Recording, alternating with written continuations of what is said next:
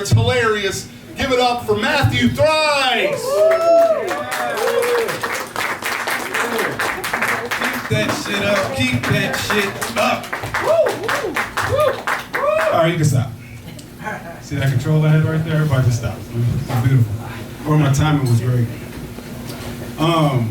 Yeah, so I want to say I'm real happy to be here. My first time here. I was just a little thirsty. I like how these cups are. That's for me, just a little parched. For midgets, that's dwarves. All right. But yeah, so shout out to Chase too, the owner. Make some noise for that, for him letting us come through. Yeah, I saw some, I don't know, I'm starting to see more and more. I just turned 35 this year.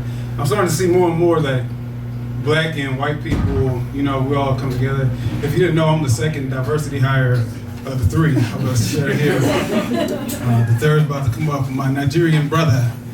But yeah, I was back there by the bathroom. He had a bunch of photos of himself. Chase, I was just talking about you. It's some real black stuff going on back there. You know, I see it. He took a bunch of photos of himself, like building this up from the start. He had like a drill on the table with a beer. That's what black people do. The only difference, you know, he was like this, you know, black people would be like, Hennessy in the head, like 2 bottles of Hennessy. We have a Crown Royale bag with a drill in, and the drill's in the Crown Royale bag. That's the only difference. Black and white coming together, I love this. Just a little splash of the darkness in here. Yeah, there's a new thing going on right now. That's why I dressed a little bit better. The whole quarter zip. I don't know if you guys have seen that. There's some black people talking about quarter zip and matcha. For those that don't know, like the younger black people, they got it in their mind. Some older people think that too, but they'll be like, you know, if we dress better, we get treated better, people see us different. So we'll wear a quarter zip. That's where it's like those little sweaters with the zipper. You know, we'll drink matcha, start reading poetry and doing stuff like that. And I don't like that. It's just, it don't make any sense. It's like everybody can just be black. What's wrong with just being black? I think we can all come together as one. Just recognizing that being black is fine. You know, and I don't like that. It's like it keeps people from losing their edge or whatever. You know, they all want to be soft, and I feel like they think like if the KKK song, they'd be like, oh, you know, this one's got a turtleneck on. He's one of the good ones. Guys, let's get in the truck. Let's get on out of here. We don't need to burn any crosses around this one. He's got a quarter zip on. He's drinking matcha. He's no threat to us. He's actually an ally. I don't get it. So I'm kind of like ambiguous. I like to keep a little bit of edge, even though I got this. See, I'll show you how it switches up. Like I got my turtleneck on, but real quick, it can get real dangerous around this bitch. Get your ass down. I want everybody on the ground. See, it's like I can switch. Then when the cops come, I'm right back here. Yeah, I don't know. I think that he ran out the back there. I just drink matcha, sir. That's what I do. I wear quarter zips and drink matcha. I don't know nothing about those rowdy Negroes robbing people. But yeah, I'm also from the Midwest. Any Midwesterners in here? Came from the Midwest. Yeah, I lived all around Michigan, Missouri, Iowa. I moved here from Iowa, actually. And Michigan, born in Southfield, Michigan. That's where they say "What up, though." You guys familiar with that? I'll say "What up, though." You guys say it back. "What up, though." What up, though? You guys are almost gangster Michigan people already. You're this close to being from Detroit, just by knowing that little bit. I've been trying to figure out what they say over here in Atlanta, like for their language, that way I can acclimate. What it is? They say what it is. What it is. I don't know. I've been hearing a lot of like, brother, I just got kicked out of my house. Can you buy me lunch? I'm just saying that seems like the greeting everybody has here. You got $5, you got $2 I could borrow. And I don't want to, you know, I'm not trying to joke on the unhoused too much, because I feel like we're all real close to that. Like out here in Atlanta, it's expensive. Like if they cut 10 hours at your job, you can just, it's it's close, you know. But I feel like it'd be a little bit. I could see, I'm not too far above begging, but it'd be a little bit because like Iowa, those other places, you could be more judgmental than unhoused because rent's like $400 up there. It's like, you can't come on, $300 for your rent? Okay. But over here, it's like, I can understand it. So anyway, there'd be levels to it for me. That's all I'm trying to say. There'd be levels. Like I probably moved back to Iowa. I moved to Idaho, one of those places where they give you a stipend, a $10,000 stipend to come live there and populate. I'd do something like that. I'm also not above showing my asshole on OnlyFans. So. But I'm just saying there'd be levels before I get there. Some people graduate high school and they just start doing it. And it's like, no, it's gotta be multiple attempts at living a good life before I'm gonna move to the spot with the stipend. That doesn't work. I'm gonna move to Nigeria. I'm gonna move to Mexico. The rate exchange is a little bit different. If that doesn't work, I'm gonna move to a remote village off the grid.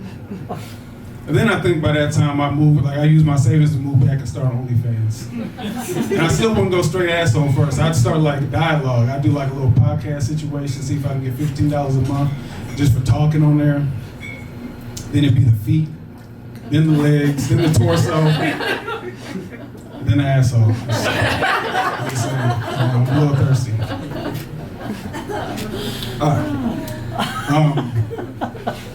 Anybody in here, make some noise if you're cheating on your wife?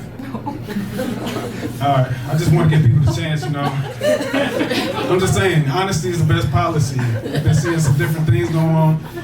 I know there's a lot of couples out here. I just wanted to give you the opportunity. I know you saw that CEO, he got found at the Coldplay concert. Yeah. Cheating on the wife, that's the thing. He wasn't honest. He wasn't trying to be honest. When you try to be in the dark, you try to hide what you do, that's when it's a problem. Because he got caught. Cheating on his wife. This dude, if you didn't know, he's at the Coldplay concert, got caught with his HR manager or whatever, and then he ended up doing like a press conference, and he was like, you know, I was doing this stuff, and I have to step down as CEO, and that's what happens when you trying to stick your toe into the player game. You don't want to just dive all the way in. You don't want to live your truth. Because I feel like if he was really a player, like if you're really trying to be doing all that, you gotta come to the press conference like, yeah, I was fucking that bitch, and I got 2 interns pregnant too. I got 2 babies on the way. Flavor Flav, like bust out the Flavor Flav. I'm a real player, Mac pimp. And I'm gonna be at work on Monday. I'm a CEO. I'm a high value male. I'm just saying, you gotta live your truth. That's why I like to give that opportunity. If you're cheating on your wife, you can just say it. But if you are out here in a relationship, that's a good thing. I think you should stay with your lady. Ladies, I think you should stay with your man as long as you're not getting, hurt or beat up and stuff like that is working out. Because like out in these single streets is real rough. These ladies want a lot of different stuff. They want a big dick and a guy with a big dick, I should say. Some girls want a big dick. LGBTQ friendly here in Atlanta. But a guy with a big dick makes over $100,000 a year. He's an alpha male, bad boy, all that type of stuff. And you start to realize, damn, I should have just stayed with my girl. We had a good thing going. Now I'm out here trying to date.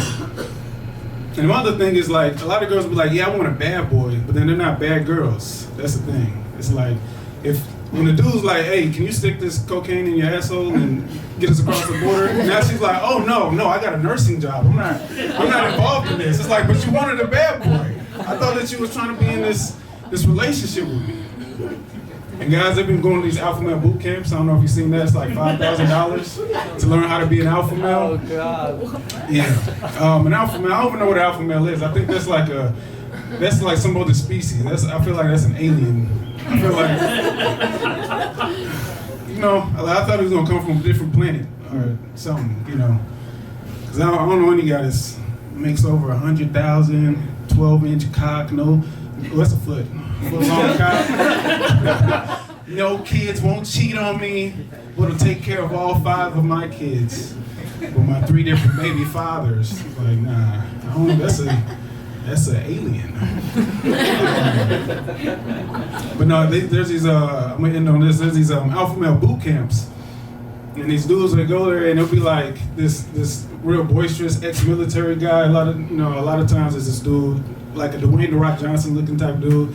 And he'll just be screaming at these guys. And that's what they pay for. And he'll be like, talk to me like you want to talk to your wife. And the guy be like, what? He'd be like, tell me what you want to tell your wife and your kids. And he'd be like, if I want to play Call of Duty all day on a Saturday, it's my right.